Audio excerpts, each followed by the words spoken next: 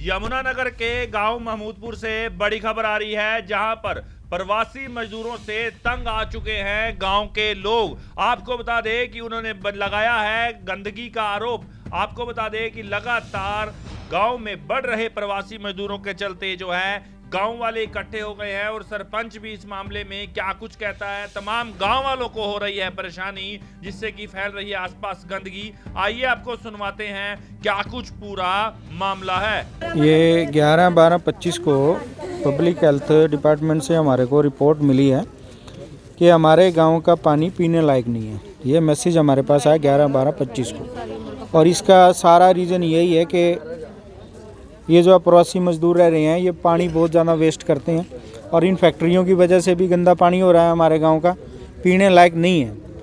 बहुत परेशानी है, तो प्रशासन से यही मांग करेंगे इसके खिलाफ कोई ना कोई कार्रवाई की जाए। और मैं इसका मैसेज आपको दिखा देता हूँ। ये मैसेज है।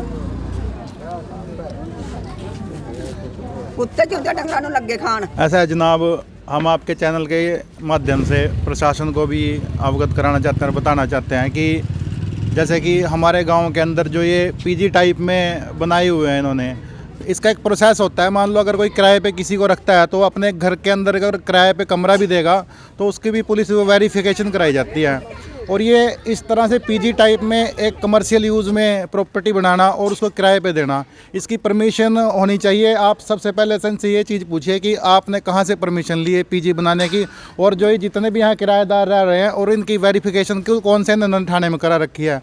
कल को इस गाँव के अंदर कोई हादसा हो जाता है, छोटी मोटी चोरियां तो हो ही रही हैं, दिन प्रतिदिन वो तो ही रही हैं, और उस चीज़ को भी हम बर्दाश्त कर रहे हैं। दूसरा, हमारी गलियों के अंदर वो शराब पी करके हुड़दंग करते हैं। कल भी यहाँ पे इन्होंने कोई बर्थडे सेलिब्रेट कर रखा था और वहाँ पे दारू पी करके इन्होंने गांव के अंदर बहुत ज़्यादा हल्ला शोरगुल किया है। तो वो चीज़ें तो हम बर्दाश्त कर ही रहे हैं, लेकिन हम तो इतने डरे हुए हैं कि अपने बच्चों को घर से बाहर नहीं निकाल सकते। हमें इतना डर लगता है कि अगर हमारी बेटी बच्चा कोई बाहर घर से निकल गया तो हमें उसके पैरे पे बैठना पड़ता है। ये हालात इस गांव के हो चुके हैं। तो हम सब प्रशासन से एक ही बात कहेंगे कि इनकी वेरिफिकेशन और इनके कागजात की जो है जांच की जाए। दूसरा सबसे बड़ा जो मुद्दा है, गांव में जो है खेड़े दादा का स्थान सबसे ऊंचा माना गया है, और मैं तो चलो शुक्र मनाऊंगा कि आज ये जाग चुका है गाँव। नहीं, आपसे पहले तो कई बार पहले भी ये बात मैंने छेड़ी है, लेकिन उस पर जो है इतनी कार्रवाई नहीं हो पाई। लेकिन आज बड़ी खुशी हुई मुझे तो कि सारा गांव इकट्ठा हुआ है। और ये देखिए आप गांव के खेड़े के पास में, ये आप दिखाइए इधर कि किस प्रकार से ये पीजी टाइप में बना करके डबल मंजिल पे, और ये बनाया गया है क्वार्टर, लैटरिन बाथरूम बिल्कुल खेड़े के ऊपर बना रखे हैं।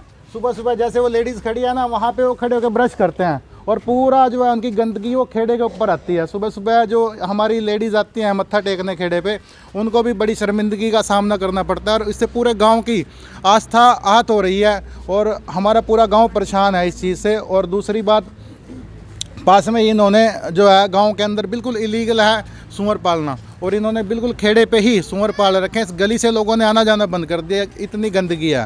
पूरा एक घर एक परिवार पूरे गांव के ऊपर हावी हो रहा है।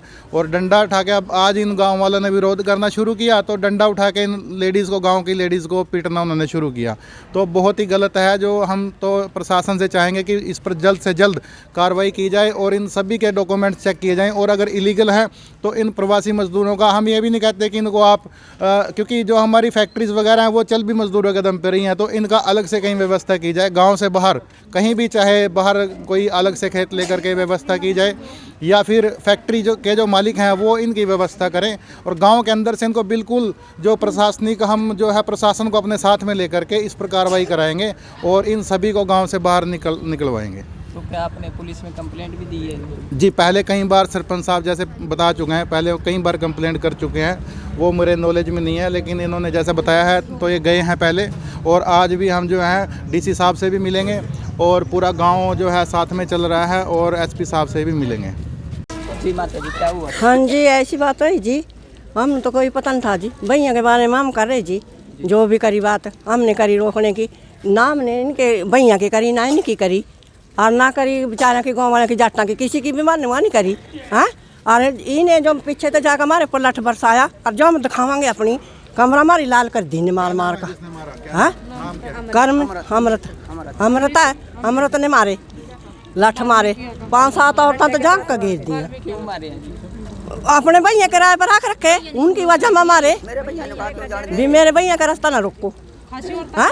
और सारी रात नहीं सोने देंगे, शराबा पी पी का गेटा गाड़ी लीटा हमारे, हम नहीं बर्दाश्त करने गए हैं जी। भैया से बहुत ज्यादा परेशान। हाँ ज्यादा परेशान है जी भैया ते, आधी रात लग मारे गेट गाड़ी में चला पर शराबा पी पी का बहुत परेशान कर रखे जी भैया ने, गंदगी ढेर बुला रखी। और बीमारियों का आलम इतना है कि हर तीसरे घर में बीमारी पैदा हो रही है।